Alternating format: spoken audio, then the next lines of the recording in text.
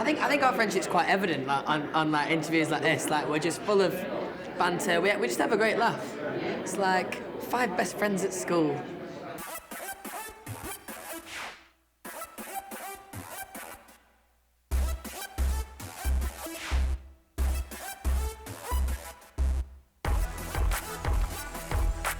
Louis Tomlinson, 1/5 of the biggest boy band on the planet. He first captured the attention of the public eye when he appeared on the British X Factor in 2010. And since that fateful audition, Louis has become one of the most recognizable faces in music. Louis Tomlinson is known as the funny one in the group. He's got a great sense of humor. He always makes everybody laugh. Cheeky chappy again, funny haircut. Girls love him. And even if he wasn't going to be a solo star, he's perfect for a boy band. And he's got a great personality. He's the one that the rest of the band always talks about as the real joker. He's the one that really likes to party and keeps them all going. Having recently released their 4th studio album titled 4, Louis Tomlinson and One Direction are on a path to becoming recognized as the biggest boy band of all time. They have already achieved things with their young career that no other band has managed to do since the Beatles. Because so much is happening to us and you kind of just lose it all, and it's great just to sit back and just watch it back and kind of remember and like relive those moments. It's nice. It's cool. I think it would be a mistake to underestimate the market, the interest, and the appeal of a boy band with 5 Bieber-esque contenders. We've really got the buzz for it because we did the Radio 1 Teen Awards at Wembley Arena, and we just got the buzz back again, and we're just really, really excited. Made us want to go on tour, so we're quite frankly buzzing. Follow the story of Louis Tomlinson as he continues his rise to superstardom. And I think whether it was acting or singing, Louis was always going to be in show business.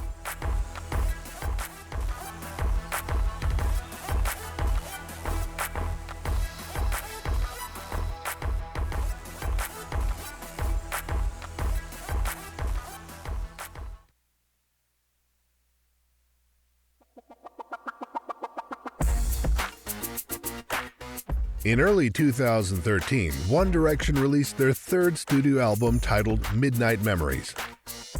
The album went on to debut at #1 on the Billboard 200 chart in the US. Despite being released towards the end of the year, Midnight Memories became the best-selling album of 2013 worldwide, with sales of over 4 million copies in only 5 weeks.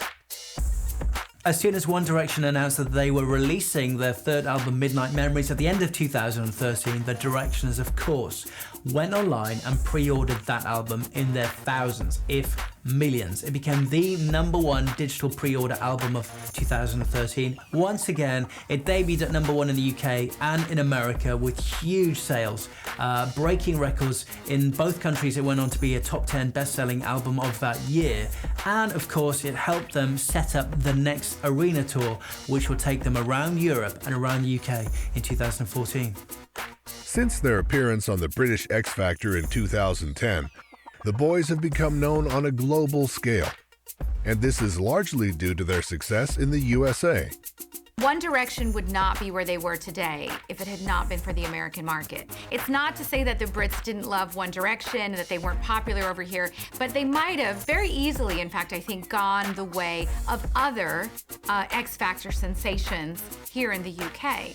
I think what has launched them into international superstardom is the fact that the rest of the world, America, Canada, New Zealand, Australia, has reacted as if they were the Beatles, you know, coming over, kind of taking the rest of the English-speaking world. And that has launched them into the superstar stratosphere. I think there's something about the fact that English people, I should say British people, know that this boy band group was created on a reality show, that all these boys come from very humble, normal backgrounds, you know.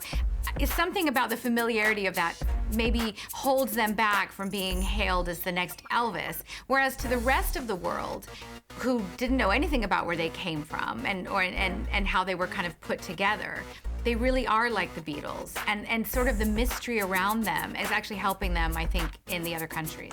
I think with Simon, he never actually understood or expected what happened with One Direction. When they did hit it in the US, you know, I was speaking to a number of people and they were like, geez, you know, this is actually happening. This is huge. And I think it did take everybody by a complete shock factor. And Simon himself would have freely admit that he did not expect what happened to happen in America. I think timing was great for One Direction. You know, Justin Bieber had his little moment. Obviously, he'd been a massive success around the world. Then you had 5 Justin Biebers. Could it get any better? It just couldn't. You know, they were cute. They appealed to every single different girl that wanted to fancy one of them. They had the right music. They worked with the right people. It was a package. And then teamed together with the fact that you've got Facebook, Twitter, all of these social networks. The timing was just perfect for them to break through.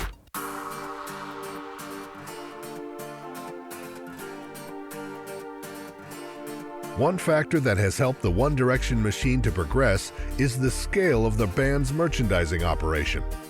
Millions of One Direction merchandise items are sold around the world, adding to the band members' personal fortune. One Direction had definitely been marketed very cleverly, making a huge amount of money, which is going to set them up for life. They've now set up a company offshore from the UK. I believe that's to give them certain tax benefits so they can obviously save more of their money as well. There's books, there's toys, there's videos, so these guys aren't going to be short of money. I think the balance, though, when you're in a band like this, is you always have to think about what is the priority, and their priority has to be releasing great music, because without continued good music, all of these other things might make a lot of money, but they won't continue their career. Simon Cowell and his team have undoubtedly learned every trick in the trade, and no sign is clearer of that than the One Direction books and merchandise that is surrounding them. That is how you make your money as a pop star. So One Direction have already had about 3 books out. They had One Direction Forever Young, which was their first official book on the back of X Factor. That came out straight after X Factor. And it is worth noting that I don't really think there was a successful book for Matt Cardle, who was the winner of X Factor, or the runner-up, Rebecca Ferguson. It was One Direction. Simon Cowell got the book out within the space of about 3 days. That went to #1 in the Sunday Times bestseller list, which is quite incredible. They've since had 2 other books out, so they've had their official album, and then they've had One Direction Dare to Dream, which is a collection of unseen photos and a private look into the world of One Direction. The hardback of that has already gone to the top of Sunday Times bestseller list, and it just shows that you just have to kind of drip feed little new tidbits of information, new merchandise. You only need a new cover and a few new pictures, and you can sell it for, $12.99 and make a load of money. You know, I think in this modern age, they would definitely have missed a trick if they hadn't started looking for merchandising deals, you know, from the very beginning, which they clearly did. You know, you have a book, a One Direction footage of backstage and pictures. You have Nokia phones that they launched where they have all kinds of, you know, wallpaper pictures of the boys, you know, as they're getting ready to go on stage. Special things for fans, special messages. For me, when you were younger, when my first phone was a Nokia. Yeah. So Nokia, they've got the history. You know, Nokia have always been a safe, good option for a phone. And you never hear about Nokia's breaking, ever. No. Never lose signal. Just saying. And of course, you've got the calendar, which was like the #1 best-selling calendar, the boys, you know, posing. And then, you know, where would you be without the dolls, which are coming out next, you know, the action figurines, whatever.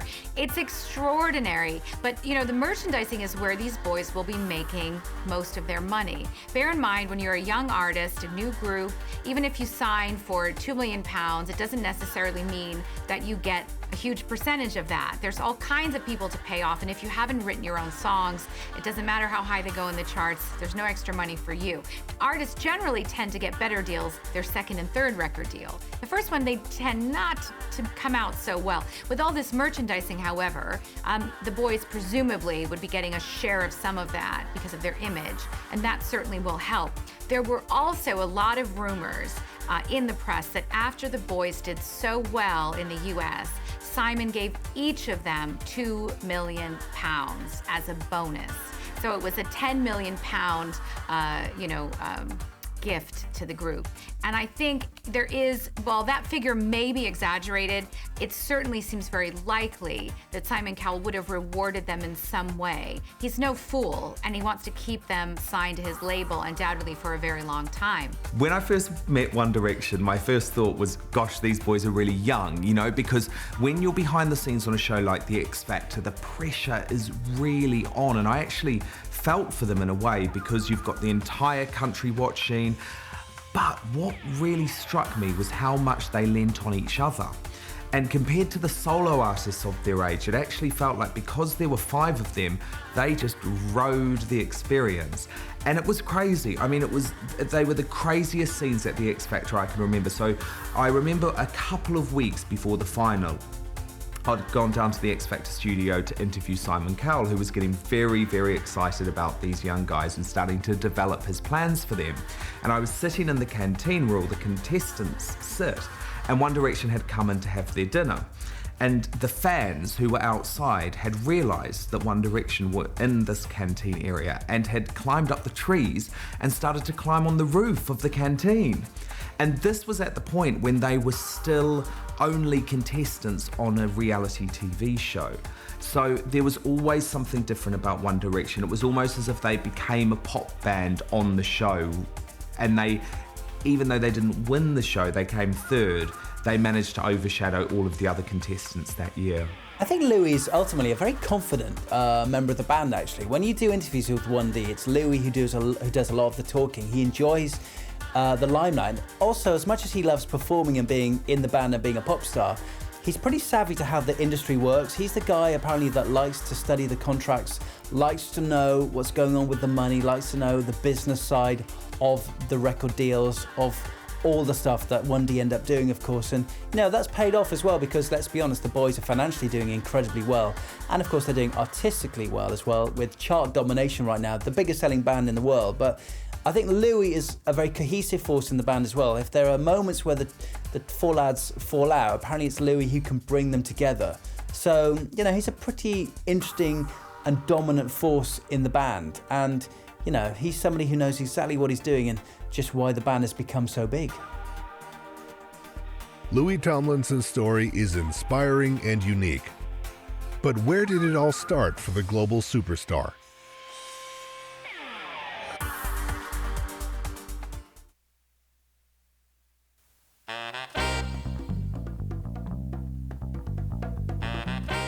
Louis Tomlinson was born in Doncaster, England on December 4th, 1991.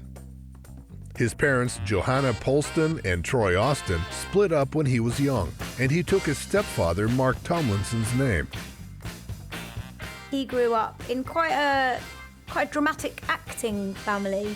He's got 4 stepsisters, and he says that the fact that he had so many kind of stepsisters from various ages means that he feels very comfortable in female company and likes kids as well. So a lot of people have commented that he seems to hold babies very well, and he, you know, I think Louis is the one that's probably the most comfortable with everything out of the band. It was obvious, I think, to all his family that this young lad was going to end up on stage or become a star, because he was always interested in acting and singing and performing. He got the acting bug in school. He was doing amateur dramatic productions. He was involved with a lot of drama performances, and actually he was very clever because he got professional work in UK TV shows as an extra, shows like Waterloo Road and several other dramas like Fat Friends. So he got used to how the industry worked and what it's like to have an agent, what it's like to do a day's work on set. He acted quite a lot when he was at school. His stepsisters were in a big show called Fat Friends when they were babies, and acting seems to run in his blood, that kind of performance. So I think that's really helped him in One Direction. He starred in Waterloo Road, which is a big drama in the UK. Louis was a sixth form student at Hull Cross School.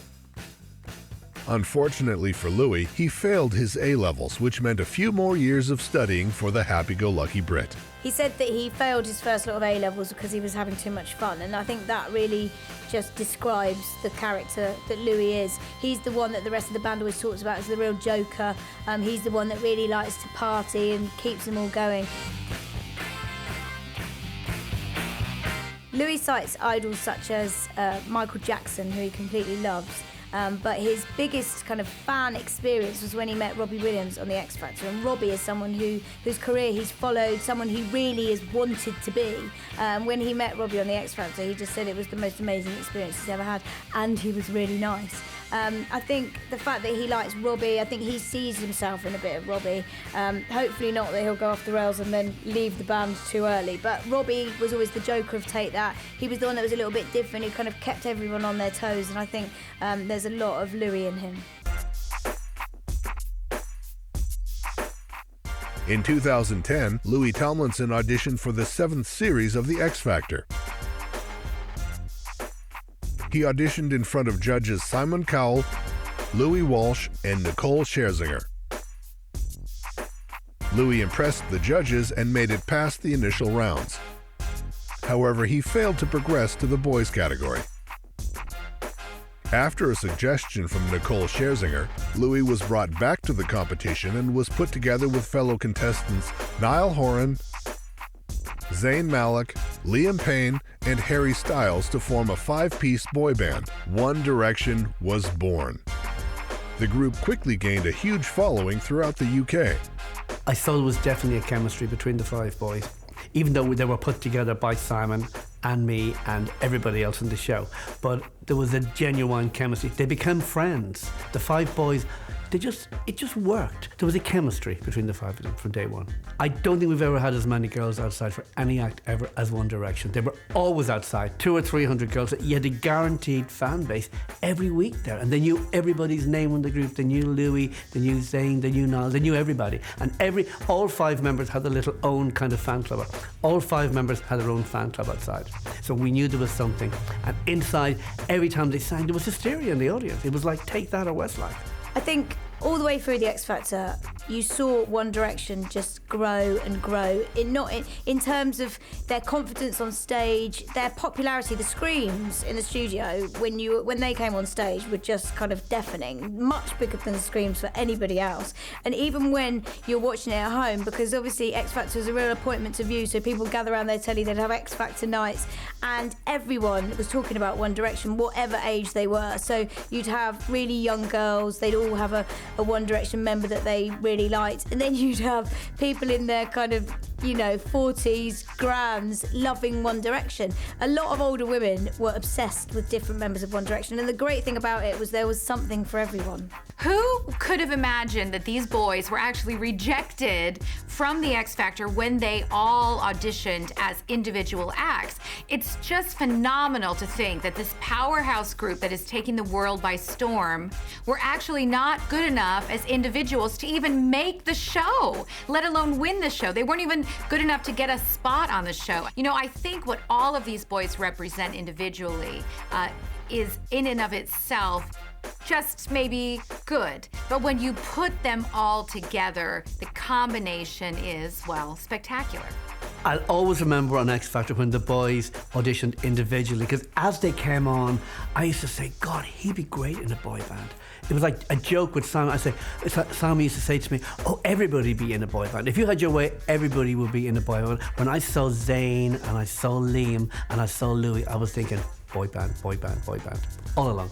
Every year on X Factor, I always try and do a boy band. Always, always, always. I'm always in my mind thinking, oh, he'd be good in a boy band or she'd be good in a girl band or something like that. But I always wanted to do a boy band on X Factor. But the reason One Direction are successful and the reason One Direction are the biggest boy band around the moment is all down to, I hate to say this, but it's all down to Simon Cowell. Simon made the whole thing happen, nobody else. Simon definitely had a twinkle in his eye when the idea of forming these 5 very good looking, very individual and clean cut looking boys into a band.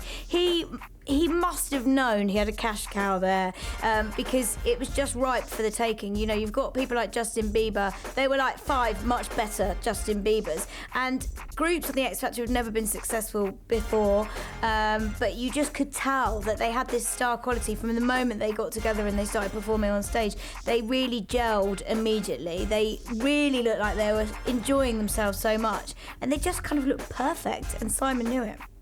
I remember on the live shows there was total hysteria in the studio every time One Direction were on stage. Even though they didn't win the show, there was mass hysteria inside. But also, what people don't know was that outside there was always 200 or 300 girls looking for One Direction. So then we knew we were onto something great.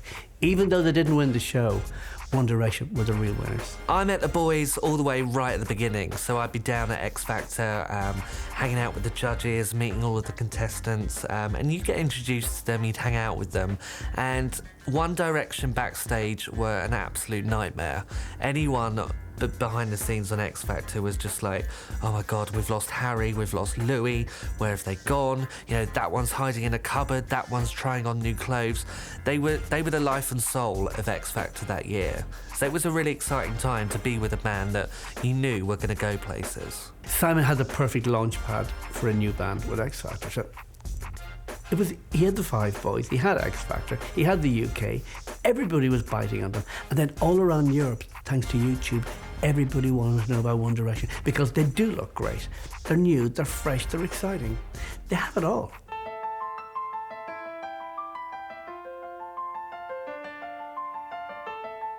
One Direction ended the competition coming in third place.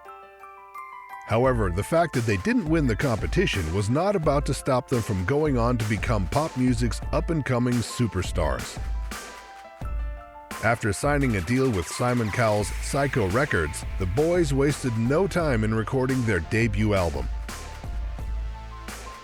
They flew to Los Angeles in January 2011 to start the recording process. One Direction's debut single, What Makes You Beautiful, was released in September 2011 and went on to become an international hit. Well, one of the things I love about the song is that it's so catchy. It's bubblegum pop. You know, it's a really positive song with a message about how beautiful this girl is who isn't aware of her own prettiness. I mean, it's about as affirming and up as you can get. And also in the video, you know, they just kind of had the words over and over again, and it was also very clever because nobody recognized these boys' faces at that time. You know, they weren't well-known faces, so they really made the video all about the song at that time, and I thought that was very clever as well. Again, the message, you have these very handsome, very charming young boys singing about how beautiful this girl is. It has a very strong, not very subtle, psychological message, which is, I want you. Do you want me? I want you. You're amazing. And I think that was very much a part of their initial image in getting young girls to like them. They seemed very accessible. They seemed like you could date one of them. You know, they didn't seem to be arrogant or haughty in any way. And I think that was a big part of their initial success. What Makes You Beautiful, the first single for One Direction, that was the most crucial release of their career because their entire career hinged on whether this song was going to be a hit or not.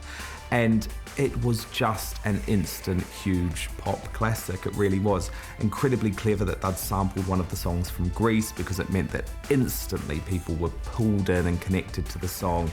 But, you know, find me someone who says that What Makes You Beautiful is not a catchy song. When I heard What Makes You Beautiful, I thought, wow.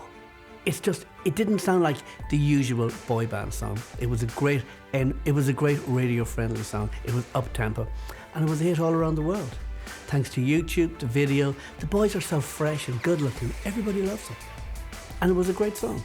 It was a huge summer hit in the UK. It broke all pre-order records, and in America, it very, very quickly skyrocketed up the Billboard Hot 100 and actually got to number 4 on the charts there. Again, that's a huge achievement. Most British boy bands just do not succeed on the Billboard singles charts. I think the last boy band that really did was Take That in the 1990s. Whereas number 4, that's the sort of position that, you know, a big American boy band like NSYNC would have been really happy to get. You don't know.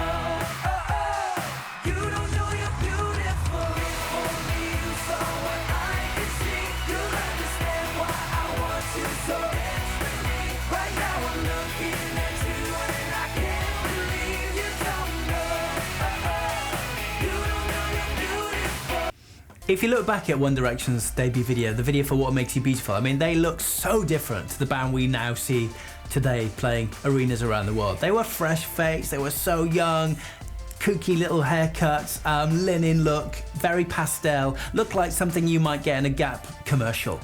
They were frolicking on the beach, they were enjoying being out in the outdoors, they were doing some travelling down a road in a Jeep, they were exploring the mountains, and they were having basically pop fun with the pastels. But it was the perfect video. It was massive on social media, fans loved it, and of course it helped the single, more importantly, hit #1. This was the most pre-ordered single in Sony Entertainment Music history. It was huge. #1 in the UK as well, but this was a really big deal about establishing One Direction as a huge boy band.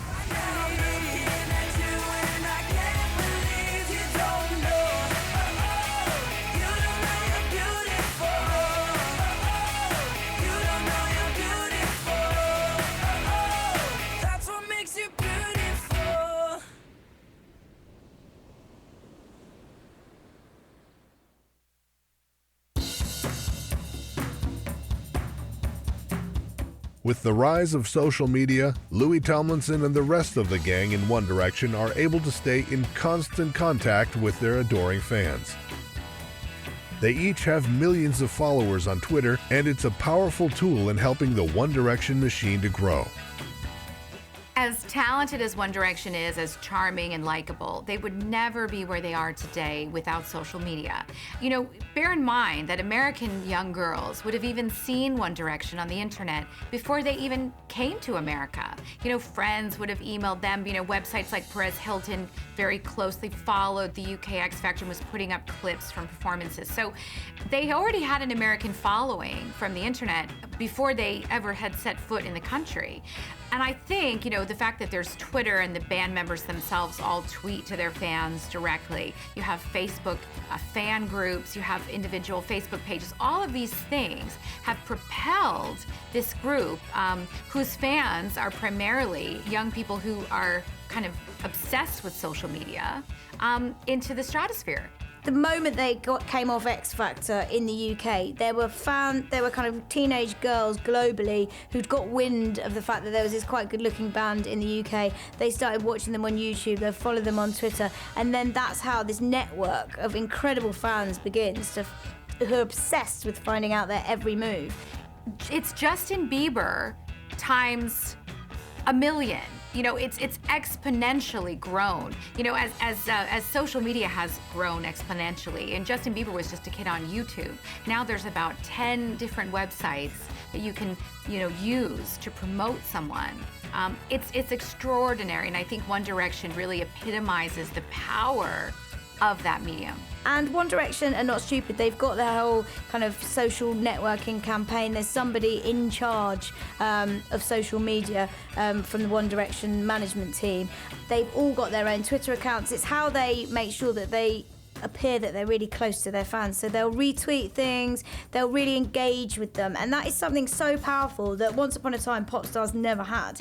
It means that the fans really believe that they are connecting with these idols and they stand a chance of going out with them, and that's just how it's really exploded. It means that Louis Tomlinson could get off a plane and thousands of fans will know exactly what time he's going to have tea at his mum's house, and they will be there waiting outside. They almost seem to know what One Direction are doing before One Direction know themselves. It's amazing, the network and how they just share this information. Quite scary, in fact. I've seen on Tumblr some fans just kind of tweeting pictures of Louis. I think he was in LA. They'd gone to LA for their first trip, and he was in a hotel, like a hotel pool. And this fan looked like that she was in the bushes, and she was just tweeting different pictures of him topless. He's walking across there, he's going to the toilet, and then just posting it live on Tumblr so everyone can watch what he's doing at that moment in time. Do you like having such close contact with fans on stuff like Twitter?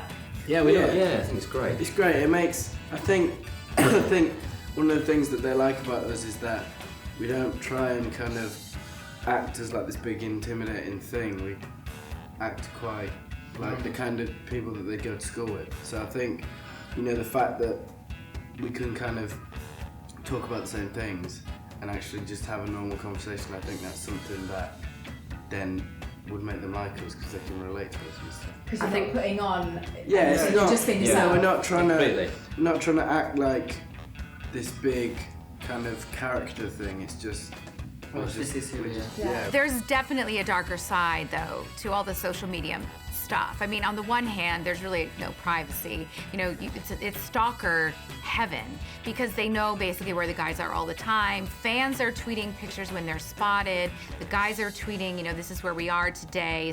Paparazzi are tipped off.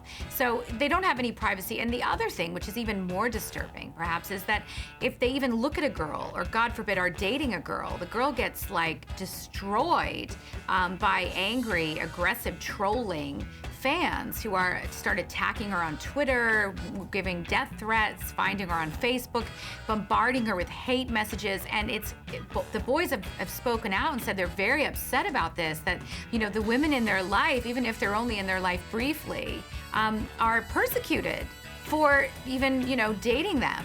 And I think that kind of angry trolling subculture which comes along with some of this stuff is disturbing, and particularly I think for the women attached to these guys, because they are going to be a figure of hate, and unfortunately a lot of people now know how to contact them through Twitter or Facebook. They don't have any anonymity as well, so it's very, very tricky. It's not all positive. It all seems very innocent that you've got these young girls who are loving their idols and just obsessed with them, but the obsession kind of goes to some quite scary levels. And also, you can't underestimate the power that the fans have. You know, if any girl goes near one of those boys, then they're on Twitter, they're in trouble, because those One Direction girls and those fans do not take any prisoners. So if you're out there and you're going to go near one of the guys, watch out, because you're going to get some abuse. Everything. They all have their like individual personalities and that, like they're all like different. Like, and they're amazing singers. And they're really good singers and they're really good looking. And they let their personalities show when they're like and they're fit. And when they're fit. They're well fit. Well fit. I like Harry. I like Zayn. Harry, I love you. Zayn. There's one for each of you. Yeah. So how was it meeting them? Oh, amazing. We were like first in the queue. Yeah. I think We've been here since 12 o'clock today. I had to get the train up from Kent. We had to get the train up, like, and I was ringing my parents in the middle of town on the phone, like, almost in tears, like, oh my God, I need to go to London, and I had to persuade them. It was so hard to persuade them, and then eventually they're like, yeah, you can go. I was like, oh my God, so we got the train up here. We literally had to run from the tube station to get here. God, Laura. So how did you guys hear about it, and when did you... So you heard through Twitter, and I like 11:30. Yeah. So where were you when you heard? McDonald's. We were eating lunch at McDonald's. So how's it feel? How's it feel now, just so randomly today, that you've met them? Amazing. We didn't expect to, and then just random. Yeah. Great. Well, thank you very much, girls. Thank you.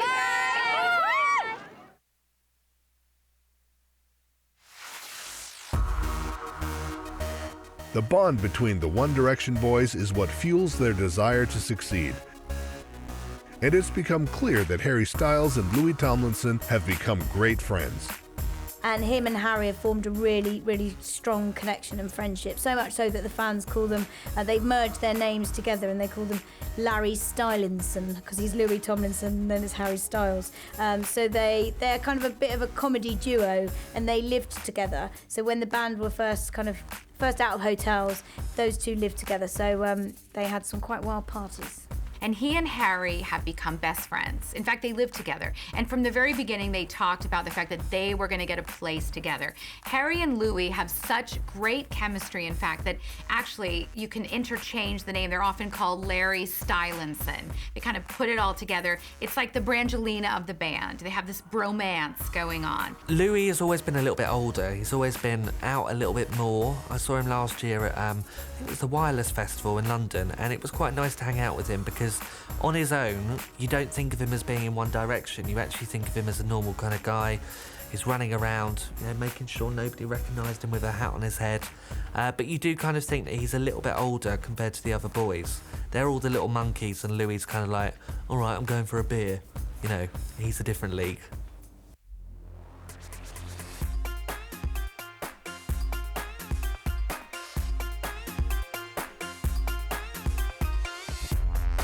One Direction's debut album, Up All Night, was critically commended for its appeal to the teenage audience. The album was released globally in 2012 and managed to hit the top spot in the US Billboard 200 chart, making One Direction the first British group in US chart history to enter a #1 with their debut album. By August 2012, the album had sold over 3 million copies worldwide. As soon as the boys had secured their record deal, very soon after the X Factor, the biggest battle actually behind the scenes was getting them the right songs for the album, because it was crucial that their first album, Up All Night, was a very, very big success.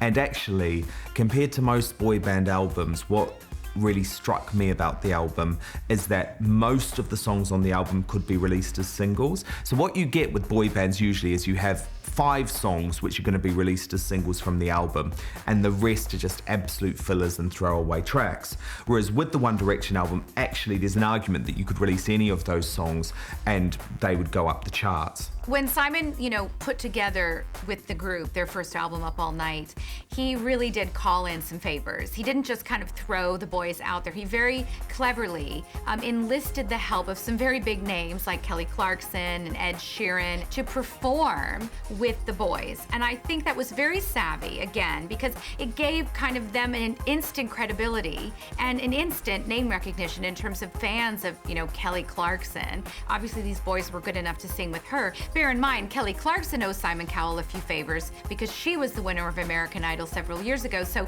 Simon clearly wasn't afraid to call in some favors in making this album, and it definitely paid off. One Direction's debut album, Up All Night, is just the sort of album you would imagine they would make, and perfect for them. It's so catchy, really upbeat, your perfect kind of pop album. But they had already been working with some really big names, some really top producers as well, who, if you think about how long it takes to make an album, the album only came out in November 2011 in the UK, and it takes, several months. So right from the beginning, the moment they were signed, Simon Cowell didn't waste any opportunity. He knew he was going to have to get some really big names and make this album a complete success because he had such faith in them.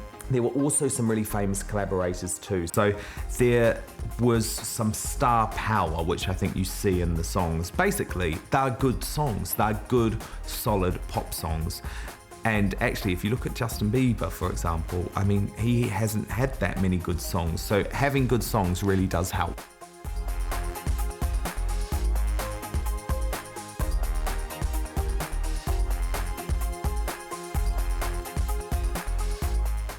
After the enormous success of their debut album, Louis Tomlinson and the One Direction boys were about to be rewarded for all their handiwork and success. Yes. First of all, we would like to thank every single person that voted for us. The fans around the world have been absolutely incredible to us since we told them that we got nominated for a Brit. And it's an absolute pleasure to collect it. And just thank you very much. So the guys won for Best Single at the 2012 Brit Awards. Now this is a really big deal because they beat Adele and they beat Ed Sheeran. These are fan-based votes, so of course they were going to win that. But still, it's establishing them as a successful music act. So the fact that anyone beside Adele won anything that night was a surprise. The fact that One Direction won Best Single over Adele really goes to show kind of the power of their fan base at this point. While most people in the world would probably agree that Adele has perhaps a superior vocal quality, or maybe she's won more Grammys, you cannot deny the popular appeal of this band. And the fact that so many people enjoy their music of all ages absolutely came through that night at the Brit Awards. And I think the band was as surprised as anybody else in the audience that they won, but that doesn't make it any less deserved. So the Brit Awards was actually the biggest night in One Direction's career since the X Factor. I was just a couple of tables away from them on the night, and when it was announced that they had won Best British Single, they were happier than I'd ever seen them. It was a huge, huge celebration for the band. There was a lot of wine, a lot of beer on the table. They really were out to party that night, and I don't blame them. I mean, remember, they were competing in that category versus Adele's Someone Like You, which most people had considered to be far and away the song of the year. But the thing that most people didn't remember is that this song was voted for by people who listened to the radio, and What Makes You Beautiful was actually a more mainstream pop song than Adele. So she won the album of the year, but they won single of the year. Guys, I'm hosting this press conference. Hello. Well done for that, by the way. Well done. Thank you, thanks. Now, who's going to get the award at home? We're going to break it into 5. We decided earlier on, yeah, we're going to break the award into 5 and smash it. Either that or photocopy it, I think. So who gets the head? I want the head. Well, I guess you've got the head. Harry's getting head. You've just announced, guys. Hey, guys, you've announced you're about to go on tour again. Yes, our tickets go on sale on Saturday for our UK and Ireland arena tour. We've just come off a tour, so it's absolutely very exciting to announce that we're going back on tour. So it's going to be fun. We're going back on tour in February and March, and the tickets come on sale on Saturday. What part of your life is still normal? Us. Not this part, definitely not this part. Sleeping. Yeah. And the thing about One Direction is they have this army of fans who vote for them. All they want to do is see One Direction. It's like One Direction are their new band, the same way as we love Take That or Wham or the Monkees or the Beatles. All this new generation of girls, all they want is One Direction. When they were up for Best British Single, their fans just voted and voted and voted. Nobody else had a chance. It was never going to be Adele. It was always going to be One Direction. And they won. I think, for, we're 18, 19, 20 years old. Like, people like us don't get to do stuff like what we're doing very often, and we just feel so grateful to, all the fans who've put us where we are, all the radio, music channels who've helped us along the way, and, we're just so grateful to have this massive opportunity, and we're having fun and working hard, and hopefully it keeps going. And if you could snog any artist in the room tonight at the Brits, Adele. Who would it be? Niall Horan. Who? Adele. You said me. Definitely Adele. Rihanna. I might try it on the way back. Rihanna's looking hot in that dress tonight. Okay, well, gentlemen, thank you very much. If you could hold your Brit up again for everybody. And Yay! Oh, yeah. Shabba! Thanks again. Thank you very much, guys. Thank you. Thank you very much. Thank you.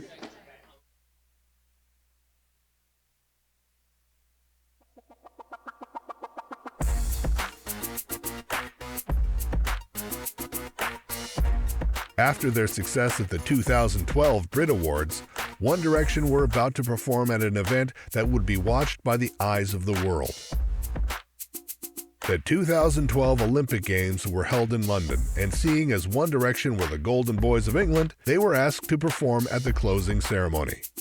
And for One Direction to be invited cemented their pop authority and cemented the fact that they had become pop royalty in the world. I mean, not everyone got the chance to perform at that show, and they played a very integral part when they performed What Makes You Beautiful on the back of a moving truck. Who else got to do that? It helped as well in the handover to the Brazil Games in 2016, so they had a vital role to play. For One Direction to play at the Olympics closing ceremony in London was absolutely massive, because suddenly they were playing to the world. That's no understatement. And to be chosen to do this, you had to, really have proven yourself. They're used to thousands, tens of thousands of girls screaming at them in arenas all over the world, but it's all quite concentrated. Here they were playing to a global audience, and they must have known at that point that, they'd arrived. And I know from speaking to them after they played at that Olympic Stadium, after they played that huge concert, that it meant so much to them. They admitted to me that they were incredibly nervous beforehand, but wow, they nailed their performance, and a lot of people were talking about it afterwards. The Olympics closing ceremony was about showcasing the best of British pop acts, and then you had the models like Kate Moss strutting up and down the catwalk, and it was the cream of the cream of British culture right now, and that's exactly what One Direction are. And their marketing has been so clever, because in America there are red buses and red telephone boxes in their videos, and there's this real almost kitsch culture of the UK. They're flying the British flag, and everyone knows them for it.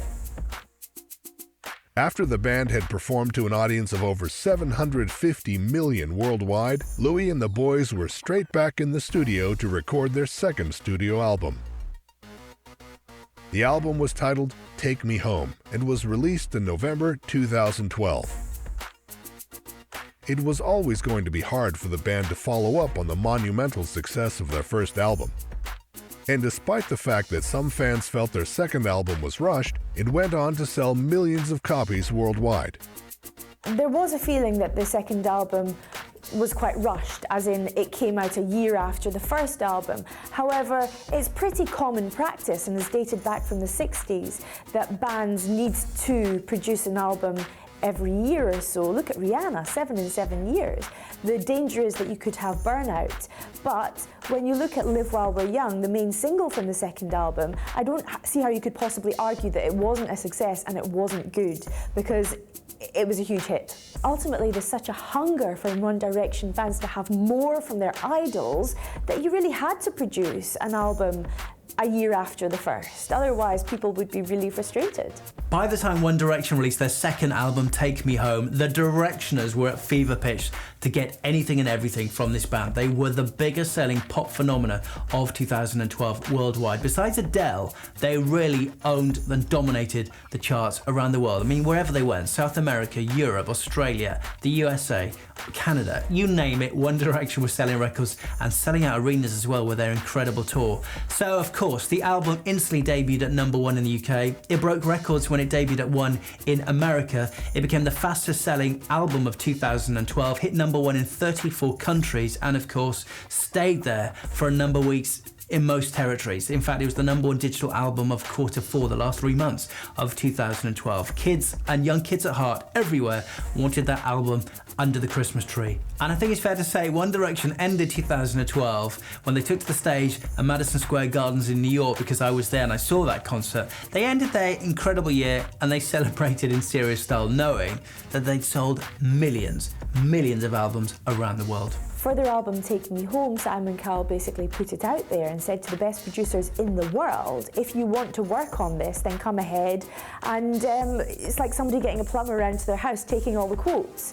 All of a sudden, there was a queue of the best producers in the world, which, you know, for One Direction is astonishing, because they came from this manufactured pop talent TV show background. And you would have been laughed out of court if you'd have said, in a year's time, you will have the best producers in the world fighting tooth and nail to produce for them. And it's because they're so big. Not just because they're so big, they are the whole package. They have the looks, they have the talent, and everyone wants to be associated with them.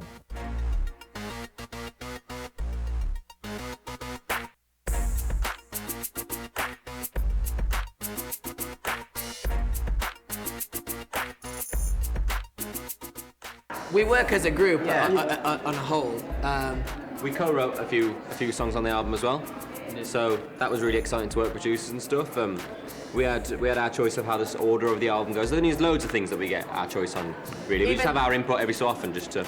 But even if we haven't written on a song, a thing comes in and we're like, oh, I'm not too sure about this lyric.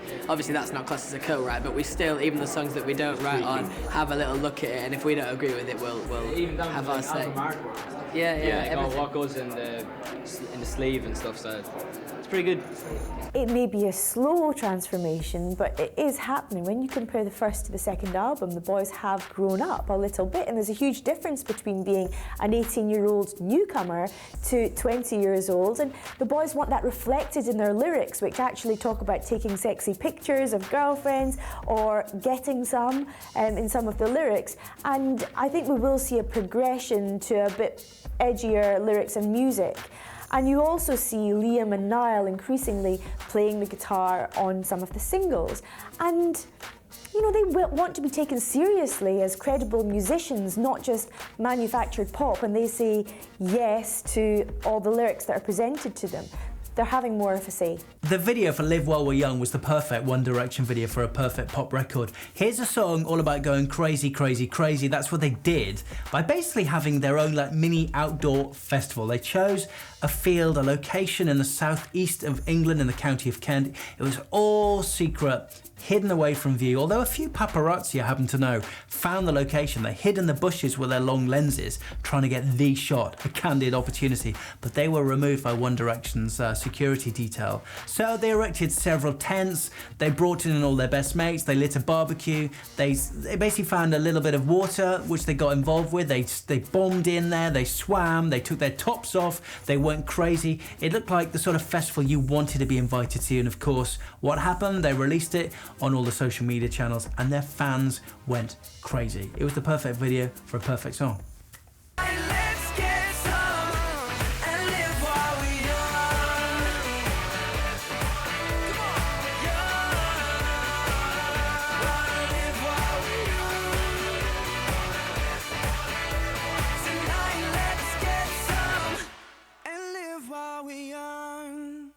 Live While We're Young is a hugely anthemic song. It captures the mood of the band and their fans as well, celebrating being young. And it's a great pop song.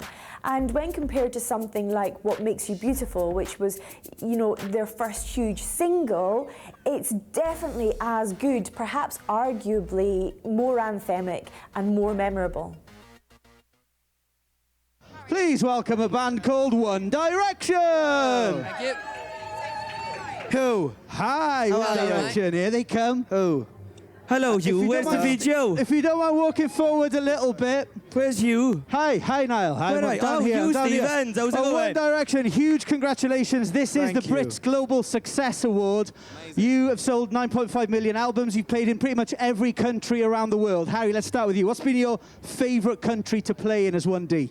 Do you know, I think it's always nice coming home and playing here in England or Ireland in Niall's case is always nice. I think I don't know, this award is crazy. We're absolutely blown away. So it's not here. This award is absolutely crazy. Just thank you so much. It's incredible. Thanks. Obviously, America has taken to 1D in a big way. What have the American fans been like, Niall? Our fans are quite. Our fans are quite the same all around the world, in my best Dublin accent. And obviously up for the award with artists like Adele and Mumford & Sons as well. Do you feel that UK music, and in your case now Irish music, is really doing well around the world, Harry? Yeah, I think especially this year it seems to have been just a massive, massive year for British music. I think, Adele, Mumford & Sons, Ed Sheeran, they've all had huge years, and we're very honoured to be part of that. And it's nice that kind of tonight that's celebrated, because this year it seems to have been especially kind of big for British music. So it's great. It's we're happy, so it's great. And have you enjoyed tonight? Has it been a fun night, apart from just winning, of course, in general? Yeah, tonight has been amazing. It's just so you know, I'm stood this awkwardly because I was trying to smuggle the Brit. Liam's got one, so they don't know. Oh, there we go. Look, see, look. I'm gonna read that. Yeah, it's been a great night. It's been great performing, and obviously to win an award is just huge. When can we see the One Direction film? I know Mr. Morgan Spurlock's here tomorrow. Spurlock's here himself. We're shooting a movie. It's actually just been in the toilet with us, no lie. And that is coming out on the August 30th, and it's going to be very access all areas. That's when you can see us in the toilet. Something to look forward to. And what's the One Direction plan now? You've won another Brit Award. What's happening over the next few months? This was a good start to the week, because on Saturday we open up our world tour here at the O2, so it's going to be a great year. Why'd you whisper in my ear? So yeah, and that doesn't finish till November, and he's telling me to say I'm Irish. We've got the movie coming out and the world tour, and I love Ireland, and it's going to be a very exciting year. And finally, Zane, can you tell us a little bit about the song that you performed tonight? Both mics. It's a very special single, isn't it? It is, yeah. It's a charity single, obviously, a cover of the classic Blondie tune, One Way or Another. And we're just massively honoured to be a part of it, and we're just loving the fact that we get to do something amazing for such an amazing cause. Well done tonight, and huge congratulations. Thank you for your time. Thank you very much. Thank you.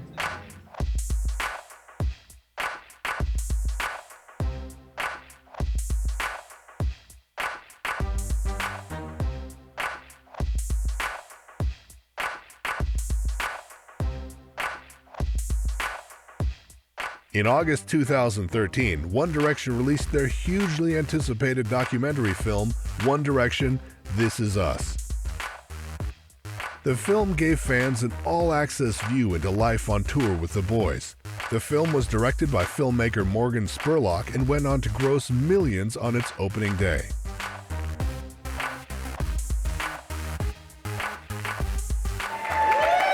Take a seat, boys. Yeah, cuddle up beside me, Liam. Good morning. Testing, 1, 2, hello. How is everybody? Tired. Good. The transfer Late window's night? now closed and we did Out on sign town? Louis Tomlinson. Any interesting stories? Anyone got any All jokes? comfortable, Morgan? Good. I think that our film is, I don't know, it's kind of hard to, because when you're making a film, obviously, I'm not an expert at making a film, but You are. Hey, Harry, don't you know, put yourself like, down. we just want to show what we're about, and you know, with, you know, like social media and stuff, there's only so much you can get across in terms of your personality, and you know, social media and like 10-minute interviews that you do with people. So I think for a way for us to get across what we're like and what we're like with each other, for the fans to see. And I think that's the kind of stuff that they want to see, is like the behind-the-scenes stuff. And you know, we just wanted to make a lot of that. And obviously it's different because it's about us and not about Justin Bieber or Katy Perry. I think this film feels much more intimate than those films did, and I think, you know, Harry's right. I think that the level of access and the level of connection that you get with them and with their families is unlike you got in those other two films. And also within those two films, each movie only had, you know, one singer, and this one has 5, so this one's already 5 times better. Yes, I like that. Great line. Smashing it, Morgan. Yes, Morgan. That makes sense. You know, that you suddenly realize that it isn't just a British or an American phenomenon, that once they get outside of the country, everywhere they go, they're being chased by hordes of fans. We were in Mexico City and there's 5,000 people camping outside the hotel. I mean, this is such a massive global phenomenon, and it's only growing. I mean, it was incredible to witness and see. Kind of lucky, like our fans are universal, like in their craziness, and they're all kind of similar, even though they are from, you know, different parts of the world. It was less about seeing stuff that we didn't like and think, oh, we really don't want that in. It was more kind of pulling stuff that we remember doing that we really wanted in. So it was kind of hard. I don't think we realised how hard it'd be to kind of get that cut where you kind of have to lose things that you want to put in. Because it's all just such great footage that there's just loads of it. Well, we've just come back to work today after having a bit of time off, and it's so funny that the first time we walk into a room, the loudest person in the room is always Louis. He's always got some sort of story to tell, so that's quite fun. First thing I got up to this morning was, oi, oi, from Louis. So, no, we definitely miss each other on time off, and I mean, we spend a lot of time each other on our time off as well, if the occasion And arises. also, probably the only con about what we do is that we don't get to go home often, so it's kind of nice that we do get little bits of time to go home, and yeah, we actually do spend quite a bit of time with each other during our time off as well. But yeah, going home is a good thing. But you're always looking forward to coming back, to be fair, because You go home for a I've few always days. got a story to tell anyway. But obviously, don't I'll have to tone that down from now on. He didn't mean that. Because so much is happening to us, and you kind of just lose it all, and it's great just to sit back and just watch it back and kind of remember and like relive those moments. It's nice. Yeah, no, it's so nerve-wracking making a film and stuff. And I was just thinking the other day when we sit in the premiere and everyone's actually watching you on the big screen just to see what it's like. It's going to be amazing. But I don't know, maybe to see how this one goes. See if people like it and people want another one. Then I'm sure we've got the time for that. Maybe we could repackage the outtakes and make a DVD. With a free poster for Christmas. Now there's an idea. There's an idea. There's a perfect Christmas present. It's great. Give out to people at home. Nothing says "I love you, Dad" like a 1D This Is Us DVD. Exactly. From Tesco with the stocking. Perfect. Yeah, $11.99. The film was a huge hit with One Direction fans. It also featured the song Best Song Ever, which served as the lead single for One Direction's latest album, Midnight Memories. So after the cameras followed them around for the This Is Us documentary movie, and after them talking on camera about their story and hanging out backstage, it was obvious that for the Best Song Ever video, One Direction really had to change things up and do something a bit more fun, and that's what they gave their fans. So all 5 lads went into the makeup chair, went into character before they trashed a Hollywood executive room and basically went crazy around some very hot secretaries.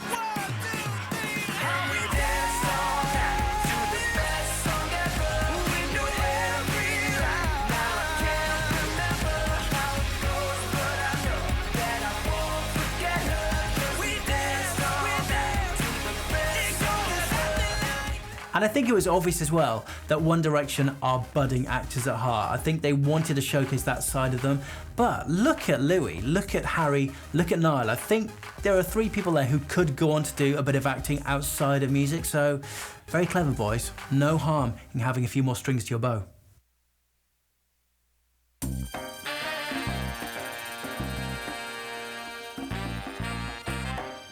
After the huge success of One Direction, This Is Us, and their third album, Midnight Memories, Louis and the boys were straight back in the studio to record their 4th album, titled 4.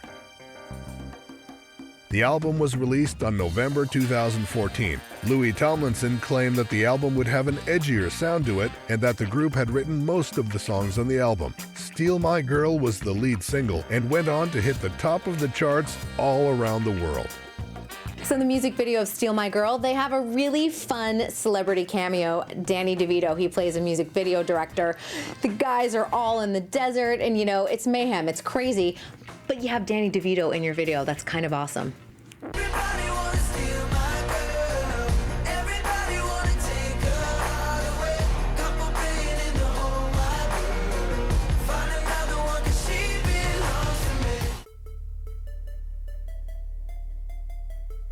Since their appearance on The X Factor, One Direction have been propelled to the forefront of the music industry. Their fame and success have reached heights beyond their wildest dreams.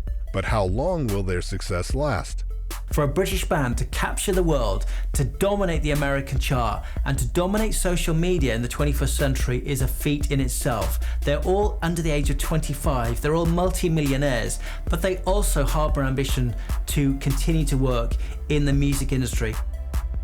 Louis Tomlinson was born with the showbiz bug. He was destined to be a star. Now one of the most famous musicians on the planet, what does the future hold for Louis Tomlinson? He's got a great look. He has a natural ease in front of the camera. And I think whether it was acting or singing, Louis was always going to be in show business. What's interesting though, as this band becomes more and more famous and as the boys branch out in different things, it does seem to make sense that Louis might go back to acting, particularly in a film role like in the film role of Les Mis, all of these productions now that are musicals on screen. Louis would be a natural fit, say in a new remake of Grease or something like that. And I think that's very possibly what he'll end up doing.